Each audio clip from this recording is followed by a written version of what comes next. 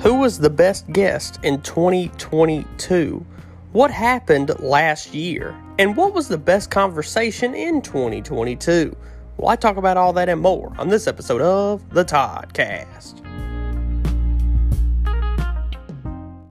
Hello, everyone, and welcome to the Toddcast. As always, I'm your host, Todd McManus, and today is, of course, going back to an old classic that we haven't had since the end of last year. We are going to have another best of episode. This is, of course, going to be best of a few of the guests that were on the Toddcast throughout the year of 2022. We're going to be looking at 4 different episodes with 4 different guests and 4 different conversations. And I'm going to go ahead and just list off the guests right now so you can all enjoy the rest of this episode with some of me. I was going to say without me, but I will be in some of these because I'm the host and I'm on every episode. So the first episode we're going to take a look at is episode 106, which happened last year, at the beginning of last year, with my guest Ethan Estes, who actually went to the same high school as me. And he is the current, as of right now, actually, too, the current SGA president of ULM. The next episode we're going to look at is episode 108 with Tyler Gerfers, the director of ULM's Chi Alpha organization. Then we're going to skip ahead a little bit to episode 116 with the mayor of Tallulah, Louisiana, Charles Finlayson. It was a good episode to talk with him and get to meet him for the first time. And then finally, we will take a look at episode 130 with the current and still current. He was the current at the time and current at this time right now, president of ULM, Dr. Ron Berry. So, after Dr. Berry's episode, that is going to be it. That's the 4 episodes we're going to highlight. This episode are those 4 guests, and hopefully you enjoy this episode of a best of 2022 guests. When did it start that you wanted to go into the political field, and why you majored in this specific subject?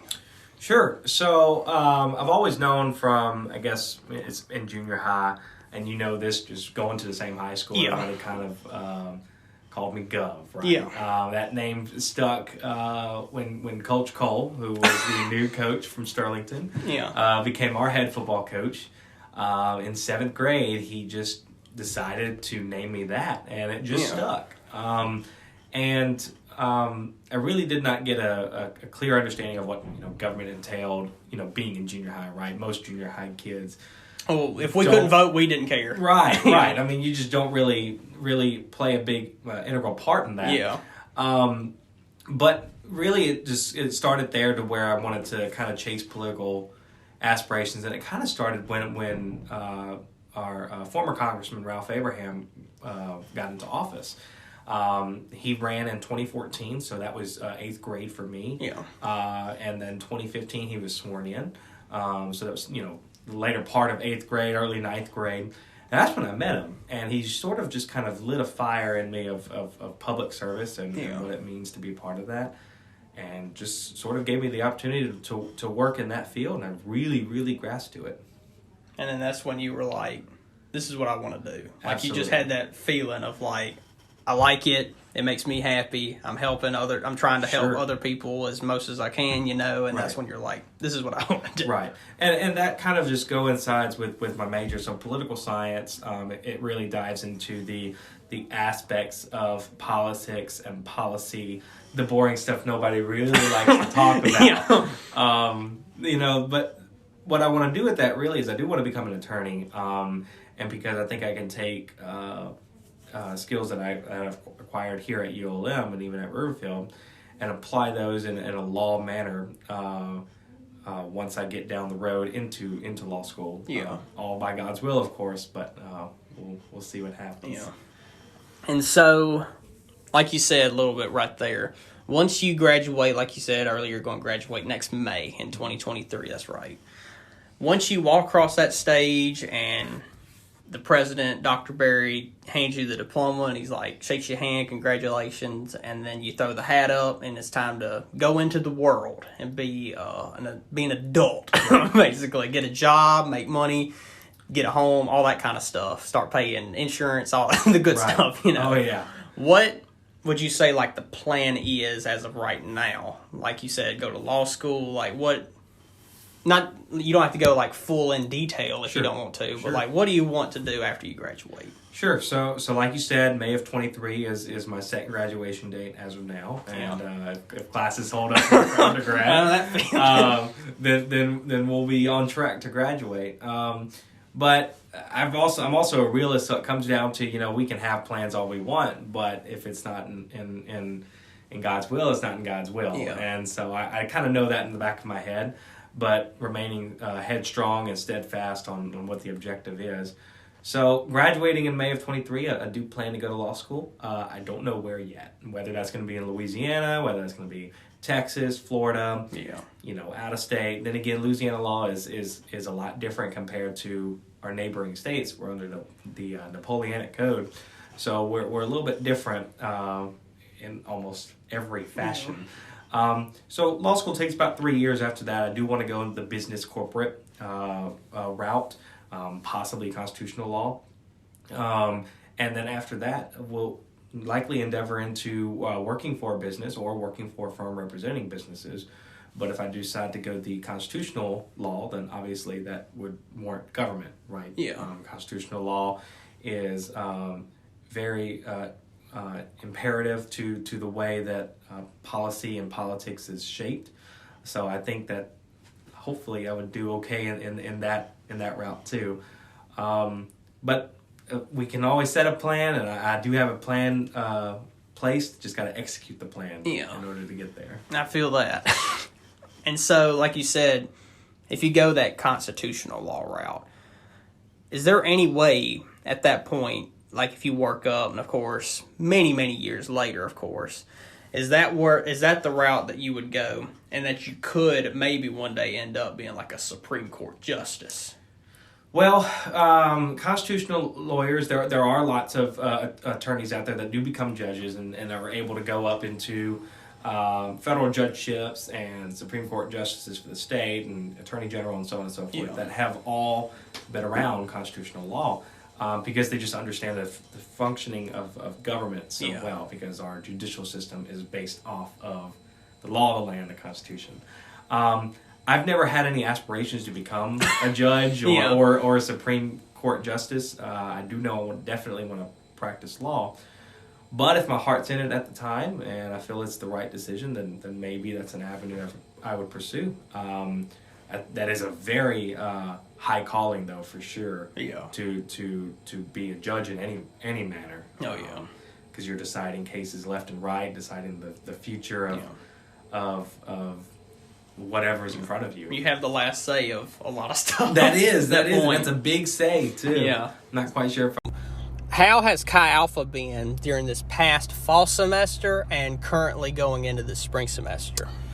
Yeah, no, it's a good question. There was a lot of things that we weren't really sure about as far as ULM and COVID restrictions and like how campus life was going to be, and so it's progressively gotten better even from the previous year. But this fall, we still, we were trying to be a good team player for the university and not just do our own thing and not care about consequences. So we were trying to honor authority and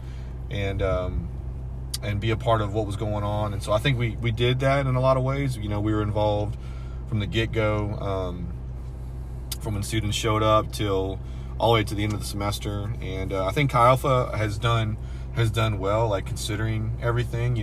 We our numbers for numbers' sake are down a little bit, but I feel like we're healthy. I feel like students are reaching out to other students on campus, and they're excited, to do life together and to like continue to, make it mean something to be, a Warhawk on campus and to, do more than just, your classwork, but to like make real good friends and to have good fun and just, get involved. I think a lot of ours are still, even right now, honestly, like coming off the fall and now we're in 2022, like people are still trying to do that same thing, So I think we're in a good place. We're learning a lot, and we have learned and grown a lot in different ways. But I think that overall we're moving in the right direction. I really feel like that. That's good. Chi Alpha staying strong. Yeah, really. Yeah. And I feel like, which honestly, like, like in the fall semester, whenever it's August and it starts, that's usually whenever a really ton of students come in, new freshmen, like thousands of them, really. But there's not many that come in spring semester. Like you just don't start unless you like transfer. But right. That's very like minute amount compared to the spring freshman, Yeah. As a matter of fact, I'm not sure about this, but it seems like there's more students in the spring right now that have gone more towards online with their classes, or they're just not here, because it just doesn't seem like there's as many students out and about and around like there were. Yeah. And I could be dead wrong on that, but that's just from what I see. That's what it's been looking like to me over the last few weeks since we've come back. Yeah, they could have done what I did, because like whenever COVID happened, we all went online no matter what. Mm-hmm. But once it was coming back, I was already had decided that I'll stay all online. Right.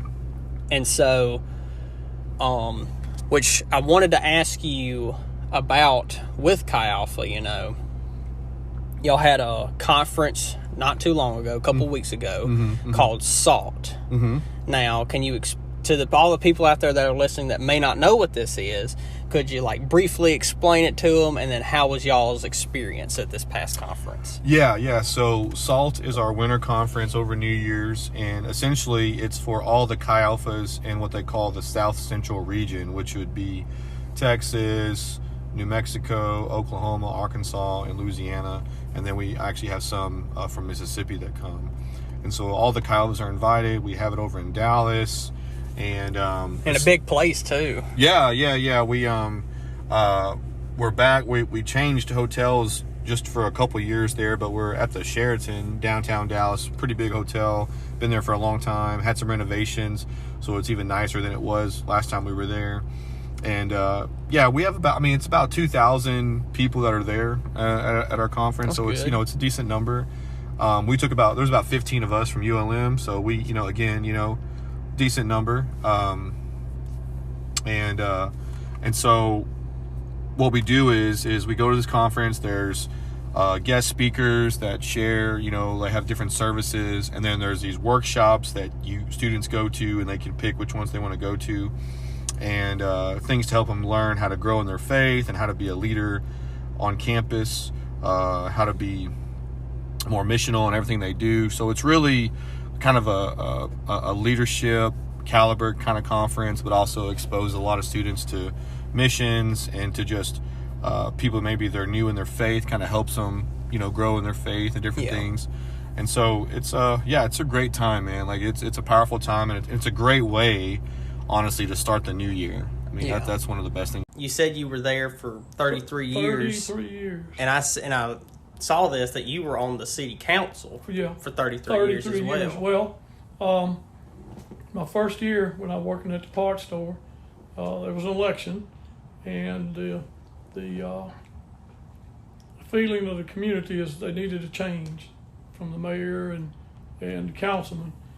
And we were in a convenience store, and the guy said, "Man, why don't you try that?" I said, no, I said, "You think you may not get any votes, Yeah. So I said, "I don't have any political aspirations or any, so I said, "No, well, small town politics are all they are. 2 or 3 people came by my house and said, "We heard you're going to run for city council." I said, No. We had another man that this group wanted to elect. And so it rocked on a couple of weeks. And then I had some really influential, prominent citizens call me and said, "We need some younger people on the board." And I was about 31, I guess, then. And I said, "Okay, I'll qualify." then after I qualified, I said, now, what you going to do if you get elected? Yeah. You know, and I was kind of thought there was three people, the incumbent, myself, and another man, who was a good friend of mine. I said, well, that's my main goal is to win. I wasn't just in there to just see if I could win. I wanted to win, and being from Tallulah is the thing that pushed me over the top, because the other candidate, he was kind of the front runner, but he wasn't from here. Yeah. And when I campaigned, well, I knocked on the door, and it's small town stuff. Well, I went to school with your daddy. I went to school with your mama. I know you. I know your family. Yeah. So that gave me the confidence that I said, I can do this. I wasn't intimidated by it. And then at the election day, I won at the first round. I got over 50%. So here I am, elected to the city council. Now what you going to do? Reality sets in. And small town politics are just as vicious as big city politics. And I learned real quick how the things go. I can say this, I think I did a good job. I was on there a long time. Only twice somebody challenged me. I don't know if that was they thought I did a good job, or nobody wanted to be in politics. Yeah. A lot of people, stay away from it. A lot of people after the first term realize, I don't want to do this. It does take a lot of time, a lot of your time, and it was part-time, it wasn't a full-time job. But, it's, I made it through, 5 or 6 elections? Yeah. And then the current mayor died in office, Paxton Branch. I think he had a heart attack and he died, and we appointed a person to fill his place till we could have an election. And I ran, and I made the runoff, and then I won. So now here we are. Here we are again, like the first time I was a councilman. Here I am. You're the mayor of Tallulah. Now you're gonna have to make some big decisions down the road. That's the biggest thing. Councilman, people complain about the ditch or the road. Yeah. The tree limb in the middle of the road. You need to do this for me and all that. But the garbage not picked up or whatever. But when you get in the seat, the mayor's seat, it's everything. It's everything. My phone rings constantly. Do you consider this position the hardest job you've ever had? I wouldn't classify it in terms of hard or easy. It's challenging. Yeah. But I think for me, years and years ago when I first got into higher ed, that was where I needed to be. And so I know you and your listeners have probably heard that old saying that if you find a job you really love, you'll never work a day in your life, or consider it work. I have yet to get up in the morning and say I don't want to go to work. Yeah. I don't want to represent ULM today. It is a job that I truly love and appreciate, and so I don't feel like I'm working. The challenging part for me, so if you had to equate that to being hard, is that I'm always at work. Yeah. I'll give you an example. This past week, I flew to Atlanta for the Sun Belt Athletic Conference for the CEO meeting. Okay. We meet twice a year in Atlanta, and so I get on the airplane, and I'm sitting next to this young man, and he looked a little nervous, and so I didn't say anything, didn't bother him, on the airplane. And so we get to Atlanta, and the flight attendant says, so we've got a family that needs to rush to make their connection. Could everyone please stay seated and let this family off? Okay. Which was nice, I thought. And so the gentleman and lady in front of us, the gentleman was wearing a hat, and they got up and the young man sitting next to me was also wearing the same hat. So I turned to him and said, "Oh, do you need to go? Are these your parents? Do you need to go?" And he says something like, "No, Dr. Berry, I don't need to go." And so here's this ULM student sitting next to me this whole time, never saying a word. And then interestingly enough, our son just graduated from ULM in the spring. And so I come back from the Sunbelt Conference on Monday, and then I get in a U-Haul and drive my son's stuff, and my son's following us to Denver, where he's starting his first post-college job. Okay. And one of his friends is in Denver as well. So we're out having dinner after we got Michael moved into his apartment and everything.